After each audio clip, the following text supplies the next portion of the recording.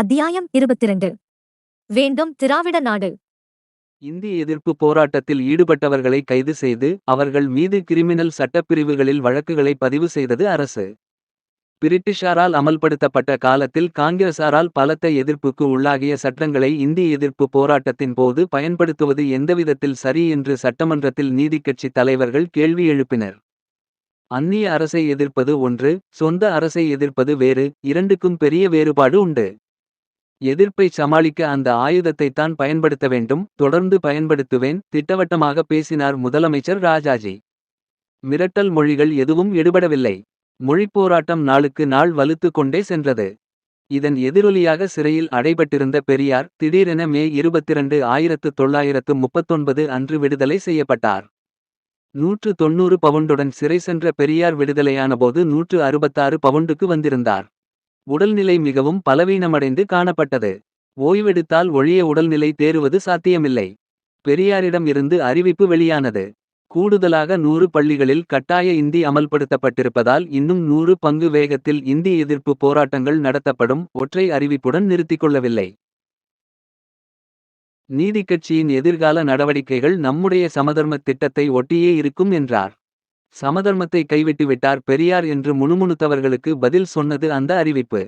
10 August 1939 அன்று ஈரோட்டில் நீதிக்கட்சியின் செயற்குழு கூட்டம் நடத்தப்பட்டது. அதில் நீதிக்கட்சியின் பிரதான கொள்கையில் புதிய திருத்தம் கொண்டுவரப்பட்டது. அதுவரை நீதிக்கட்சியின் கொள்கை என்பது குடியேற்ற நாட்டு நிலை பெறுவது என்பதுதான். ஆனால் பெரியார் தலைவர் பொறுப்புக்கு வந்ததும் முழுத்தன்னாட்சி பெறுவதே நோக்கம் என்று கொள்கை திருத்தம் செய்யப்பட்டது. 1 செப்டம்பர் 1939 இரண்டாம் உலகப் போர் தொடங்கியது. நட்பு நாடுகளுக்கு ஆதரவாக பிரிட்டனுடன் இணைந்து பிரிட்டிஷ் இந்தியாவும் யுத்தத்தில் கலந்து கொள்ளும் என்று அறிவித்தார் இந்திய வைஸ்ராய்.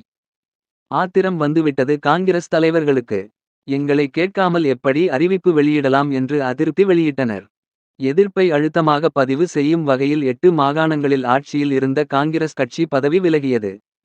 அக்டோபர் 28, 1939 அன்று சென்னை மாகாண முதலமைச்சர் ராஜாஜியும் பதவி விலகினார். மாற்று அரசு அமைக்க வேண்டிய கட்டாயம் உருவானது. நீதிக்கட்சி தலைவர் பெரியாருக்கு கடிதம் எழுதினார் சென்னை மாகாண ஆளுநர் சர் ஆர்தர் ஹோப். இடைக்கால அரசை அமைக்க வேண்டும் என்பது ஆளுநரின் அழைப்பு. கிடைத்த வாய்ப்பை பயன்படுத்திக் கொள்வது அவசியம் என்றார் பி. டி. ராஜன். ஆனால் பெரியார் மறுத்துவிட்டார். ராஜாஜியே நேரில் வந்து பெரியாரிடம் பேசினார். நீங்கள் ஆட்சி அமைக்காத பட்சத்தில் ஆலோசனைக் குழு என்கிற அட்வைசரி ஆட்சி அமலுக்கு வந்துவிடும். அது ஆபத்தானது.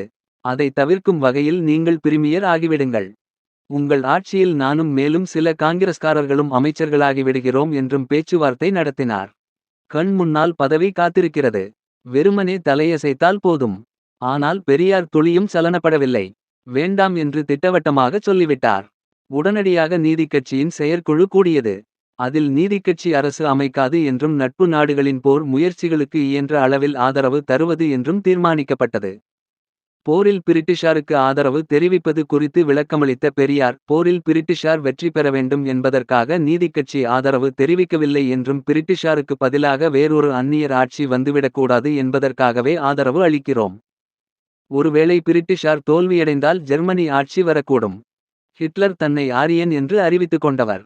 ஆகவே புதிய ஆரியன் வரக்கூடாது என்பதற்காகவே பிரிட்டிஷாருக்கு ஆதரவு என்றார். பெரியார் ஆட்சி அமைக்க மறுத்துவிட்டதால் சென்னை மாகாணத்தில் அட்வைசரி ஆட்சி, ஆலோசனை குழு ஆட்சி, ஆளுநருக்கு ஆலோசனை கொடுக்க அதிகாரிகள் மற்றும் அறிவுஜீவிகளை கொண்ட குழு அமல்படுத்தப்பட்டது. இந்த அட்வைசரி ஆட்சியில்தான் உயர்நிலைப் பள்ளிகளில் முதல் 3 படிவங்களில் இந்தி ஒரு பாடமாக இருந்தது ரத்து செய்யப்பட்டது. விருப்பப்பாட பட்டியலில் இருந்தும் இந்தி அகற்றப்பட்டது. இதற்காக 1940 ஆகஸ்ட் மாதத்தில் திருவாரூரில் நடைபெற்ற நீதிக்கட்சி மாநாட்டில் ஆளுநர் தலைமையிலான அட்வைசரி ஆட்சிக்கு நன்றி தெரிவிக்கப்பட்டது. பிறகு நீதிக்கட்சியை வளர்த்தெடுக்கும் பணியில் தன்னை ஈடுபடுத்திக் கொண்டார் பெரியார்.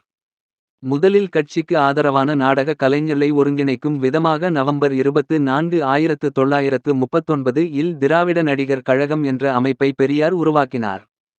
தவிரவும் பார்ப்பனர் அல்லாதார் என்ற அடைமொழி நமக்கு தேவையில்லை. 197% உள்ள நாம் எதற்காக வெறும் 3% உள்ள பார்ப்பனர்களோடு நம்மை ஒப்பிட்டு நம்முடைய பெயரை வைத்துக்கொள்ள வேண்டும்.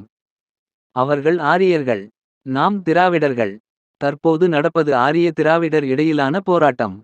இந்த போராட்டத்துக்கு முடிவு வடவர் பிடியில் இருந்து திராவிட நாட்டை தனியாக பிரிப்பதுதான் என்று டிசம்பர் 17 1939 தேதியிட்ட குடி அரசு இதழில் எழுதினார் பெரியார்.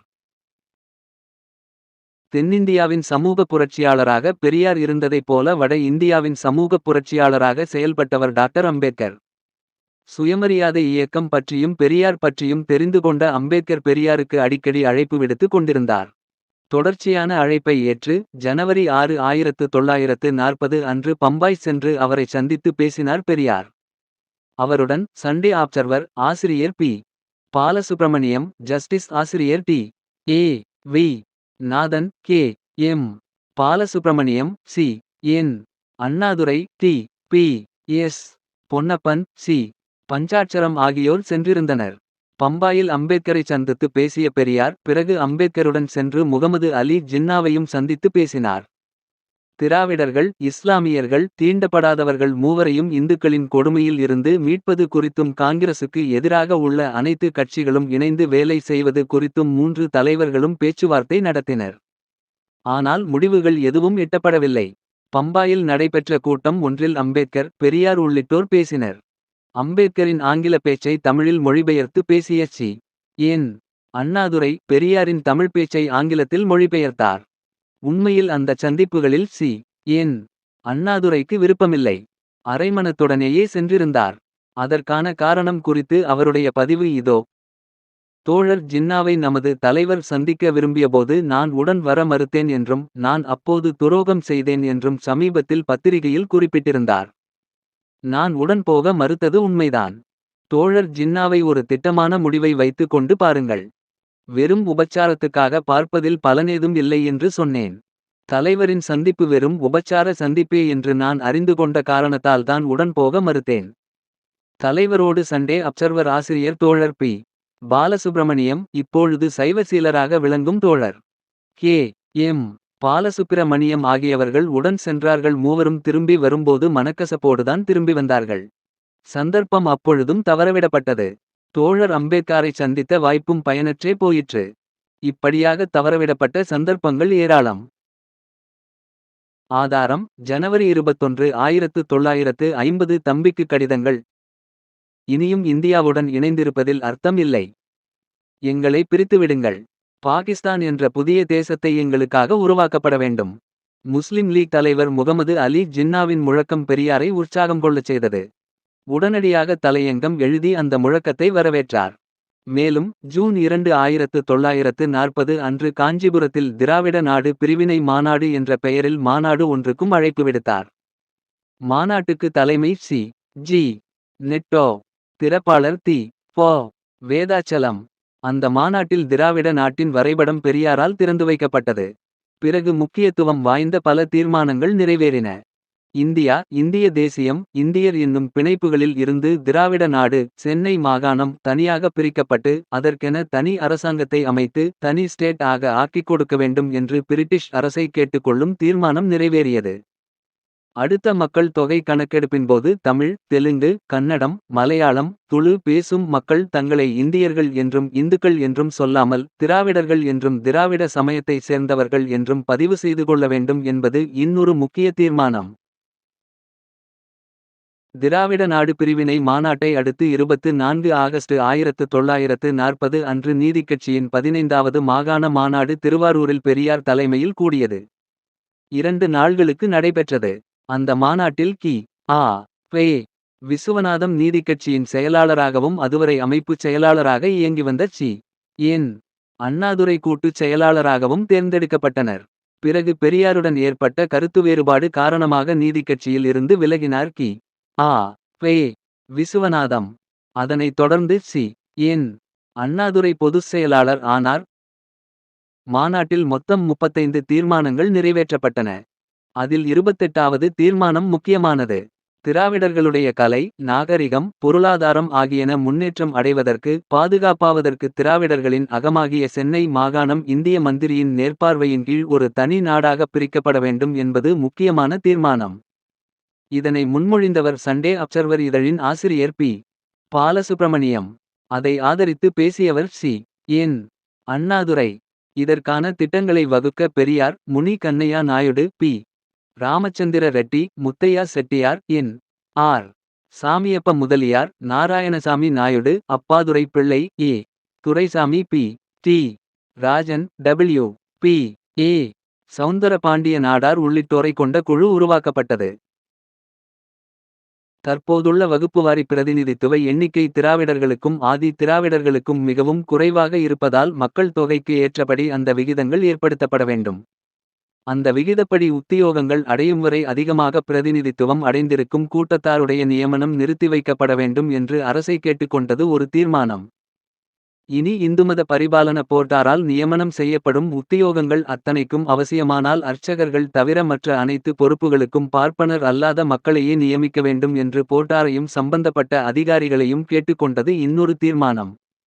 இந்து முஸ்லிம் ஒற்றுமை என்பதை இனி திராவிடர் முஸ்லிம் என்ற பெயரால் அழைக்க வேண்டும். இந்து மகா சபையின் பிரசாரத்துக்கு திராவிட மக்கள் இனியும் இடம் கொடுக்கக்கூடாது என்பது இன்னொரு தீர்மானம். திருவாரூர் மாநாடு நீதிக்கட்சியினர் மத்தியில் பலத்த உற்சாகத்தை ஏற்படுத்தியது. அதே உற்சாகத்துடன் பிப்ரவரி 16, 1941 அன்று நீதிக்கட்சியின் நிர்வாக குழு கூட்டம் தெலுங்கு மொழி வழங்கும் பகுதிகளுள் ஒன்றான மசூலிப்பட்டினத்தில் கூடியது. சென்னை மாகாணத்தில் இருந்து ஆந்திரா தனி மாகாணமாக பிரிக்கப்பட வேண்டும் என்ற கோரிக்கை உச்சத்தில் இருந்த காலகட்டம் அது. ஆனால் அந்த பிரிவினையில் நீதிக்கட்சியின் நிலைப்பாடு குறித்த விஷம பிரசாரங்கள் காங்கிரஸ் கட்சியால் செய்யப்படுவதாக நீதிக்கட்சியினர் சந்தேகப்பட்டனர். அதை களையும் வகையிலும் தமது நிலைப்பாட்டை தெளிவுபடுத்தும் வகையிலும் ஆந்திர மாகாணம் பிரிக்கப்படுவதை நீதிக்கட்சி ஆதரிப்பதாக தீர்மானம் ஒன்று அந்த கூட்டத்தில் நிறைவேற்றப்பட்டது. ஆந்திர பிரிவினையை நீதிக்கட்சி தொடக்கத்தில் இருந்தே ஆதரிக்கிறது என்பதற்கு அசைக்க முடியாத ஆதாரம்தான் நீதிக்கட்சி ஆட்சியில் இருக்கும்போது உருவாக்கப்பட்ட ஆந்திர பல்கலைக்கழகம் என்று தெளிவுபடுத்தியது அந்த நிர்வாகக் குழு.